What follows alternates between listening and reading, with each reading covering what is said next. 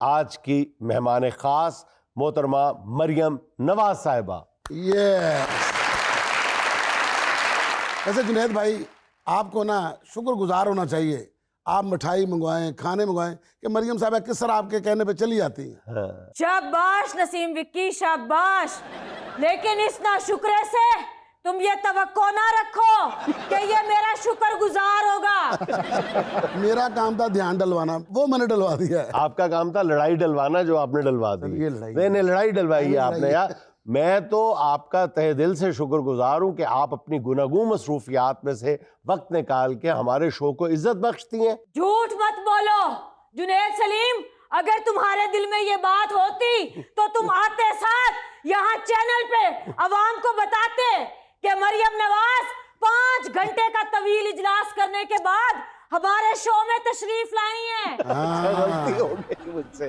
दांत मत निकालो, यहाँ कौम को बताओ अपने इतने तवील करियर में कभी तुम 5 घंटे कुर्सी पर बैठे, कभी नहीं बैठे। ये काम सिर्फ मरियम नवाज ने किया, इस कौम के दर्द में किया। मैडम, मैं इस कुर्सी पे 8-8 घंटे तक मुसलसल बैठता हूँ रिकॉर्डिंग के लिए। अगर तुम यहाँ पे बैठते हो ना तो इतने इतने थब्बू नोटों के लेते हो। और ये जो तुम बता रहे हो ना कि 8-8 घंटे तुम यहाँ पे बैठते हो, ये भी बता दो कि कैसे बैठते हो। नॉन सीरियस लोगों में बैठते हो। ये ही हु हा करना ये कोई मुश्किल काम नहीं है, सिवाय शाबाश नसीम विक्की के। तुम्हारे शो में एक भी डिसेंट बंदा नहीं है। बड़ी सपोर्ट है विकी साहब दी, तुसी जिंदा शेर ते मोहर लाती। सड़ो सड़ो, अपने दिल साफ कर लो, ताड़ियां तेरी हो जाएंगी। नसीम विक्की, ये आटा लेके कवालियां करने वाले बब्बू राणा का दिल हमारे लिए कभी साफ नहीं हो सकता। इसको क्या पता कि 5 घंटे का इजलास करना कितना मुश्किल काम है। उस इजलास में मैंने कोई लतीफे नहीं सुनाए। उस इजलास में मैंने कोई हीर रांझा की कहानी नहीं सुनी कि हीर रांझा में कैदो कौन था। गुजरा हैरान रह गए, सेक्रेटरी परेशान हो गए कि मैडम 5 घंटे का इजलास, इतना तवील इजलास पहले कभी किसी ने नहीं किया। नसीम विक्की, गौर से सुनो, सुन रहे हो ना मेरी बात? इतने तवील इजलास में मैंने अपनी सारी तवज्जो एजेंडे पर मरकूज रखी। पूरे इजलास में मैंने पहलू नहीं बदला, मैंने अंगड़ाई नहीं ली, मैंने जमाई नहीं ली। तुम अपने दांत अंदर रखो। हालांकि मुझे जमाई आई थी, मगर नसीम विक्की, मैंने क्या लाहे अमल इख्तियार किया। मैंने पेपर उठाया और इसको यूं करीब कर लिया और ऐसे हाथ रख के ऐसे जमाई ली। लेकिन वजीर समझते रहे कि मैं कौम के मसाइल को करीब से महसूस कर रही हूँ। ये हंसी नहीं है जुनैद सलीम, ये तुम्हारी शर्मिंदगी है, शर्मिंदगी। मुझे क्यों शर्मिंदगी होगी? ये जो तुम लोगों को हर वक्त बताते रहते हो, मुझ पे तनकीद करते रहते हो कि मरियम नवाज ब्रांडेड चीजें पहनती है, टिकटॉक्स बनाती है, यहाँ बैठ के खी करने से बेहतर है तुम कौम को बताओ। ये बताते हुए थत्थे क्यों हो जाते हो कि 5 घंटे का इजलास कोई आसान काम नहीं है। हालांकि बब्बू राणा जी कूड़ मग्ज 5 घंटे अगर गाड़ी में बैठे तो मैं इस्लामाबाद पहुंच चुकी होती। जाके चच्चा वजीर आजम को सलाम भी कराती। उनका पिछले हफ्ते ही मुझे फोन आया था कि बेटी मरियम नवाज इस्लामाबाद चक्कर लगाओ और अगर हो सके तो जाती उम्रा के फार्म का ताजा पुदीना भी लेती आना। जुनेद साहब, वैसे पीएम साहब ਦਾ ਢਿੱਡ ਕਾਦੇ ਨਾਲ ਖਰਾਬ ਹੋ ਗਿਆ ਜਿਹੜਾ ਉਹਨੂੰ ਪੁਦੀਨੇ ਦੀ ਚਟਨੀ ਦੀ ਲੋੜ ਪੈ ਗਈ। देखो मुंह पे कैसे उंगली रख के बैठा है। इसको पता है कि इससे आगे बोलेगा तो नो बॉल हो जाएगा।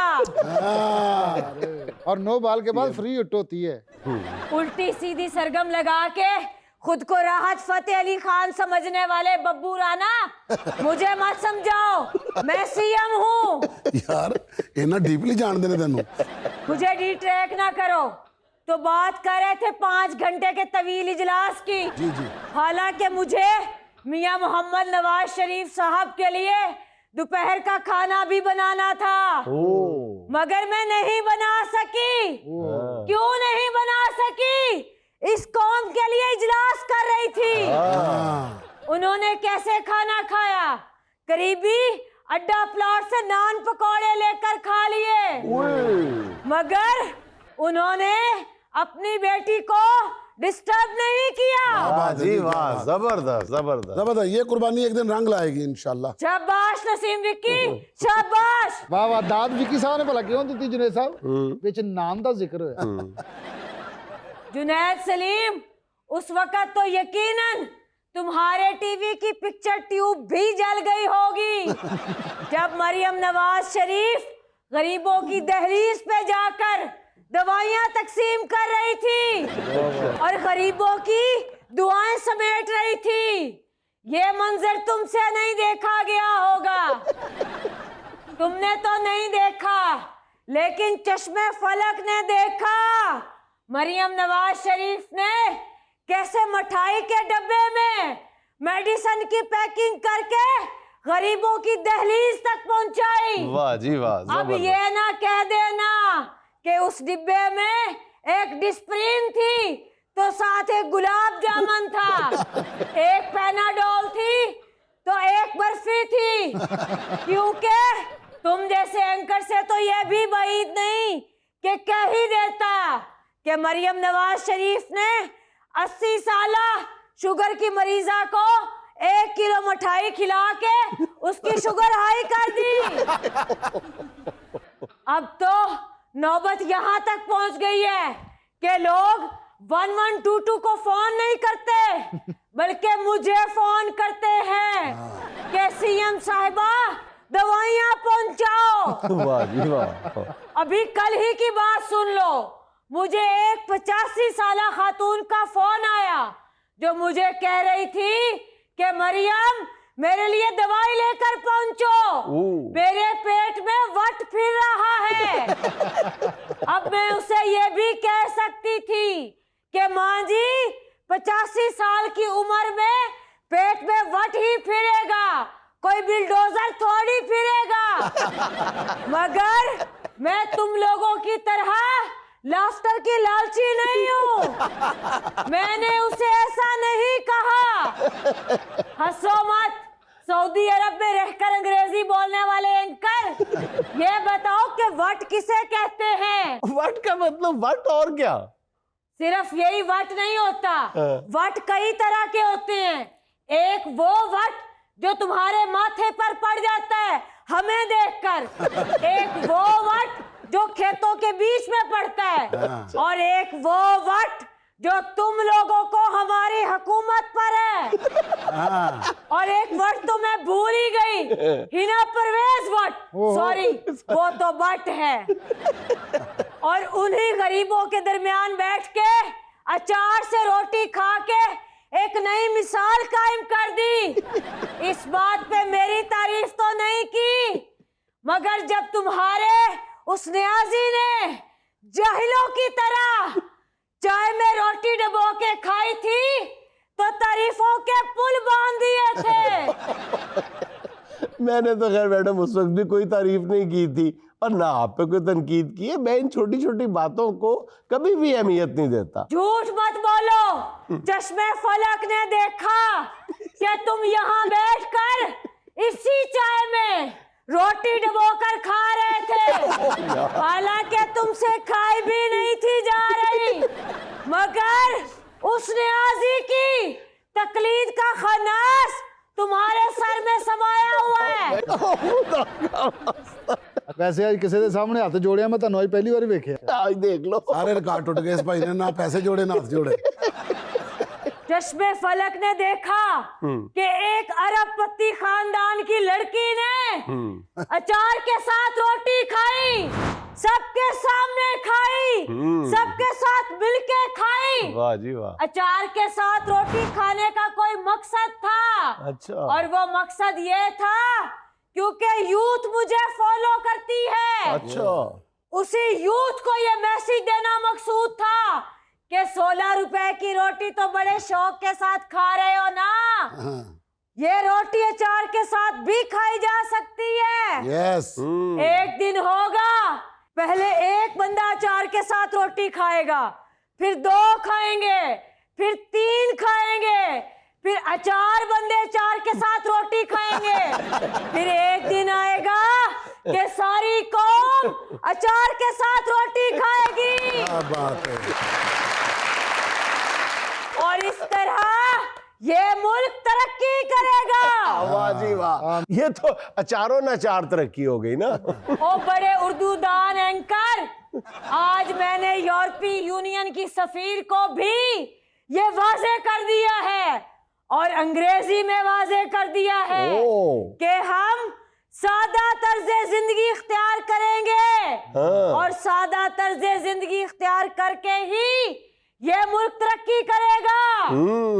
सीएम साहब बातें आप कर रही हैं सादगी की और खुद आपने घड़ी पहनी ओडोमॉस पीके की।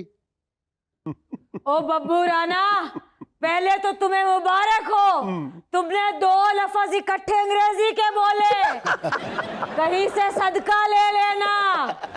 और दूसरी बात ये है कि गौर से देखो, ये ओडोमॉस पीके नहीं लिखा हुआ, बल्कि लिखा हुआ है कोडू भाई दे गए। वो तुम्हारे स्टेज एक्टर है ना कोडू भाई, हाँ जी। वो मुझे बहुत अजीज है। ये वो मेरी सालगिरह पर दे गए थे और मरियम औरंगजेब तहाइफ के पीछे नाम लिख रही थी तो उसने लिख दिया कि कोडू भाई दे गए। और किस्मत पुड़ियों में से निकलने वाली घड़ियां पहनने वाले बब्बू राना, तुम्हें क्या मालूम कि ओडोमॉस पीके किसे कहते हैं?